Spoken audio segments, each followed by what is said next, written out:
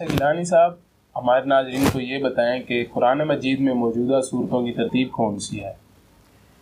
محمد حمزہ گیلانی صاحب، ماشاءاللہ بہت اچھا سوال ہے آپ کا۔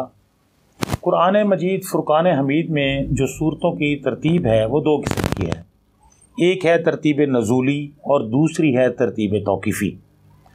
ترتیب نزولی تو وہ ترتیب ہے جیسے قرآن مجید کی پہلی آیت ہے اقرأ باسم ربک الذی خلق، ظاہر ہے، لیکن یہ قرآن مجید کے آخری سپارے میں ہے تو نزول کے حساب سے یہ پہلی ہے۔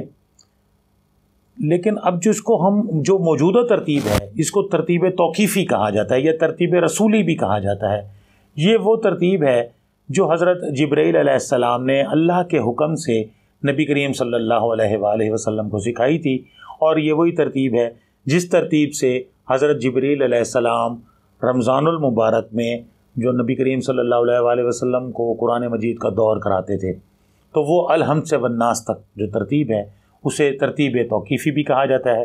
توقیفی سے مراد وقف کی ہے، یعنی یہ ایسی ترتیب ہے جسے وقف کیا ہے کہ یہ اسی طرح سے ہی رہے گی، قیامت تک کیسے رہے گی، تو اسے ترتیب توقیفی بھی کہا جاتا ہے، ترتیب رسولی بھی کہا جاتا ہے۔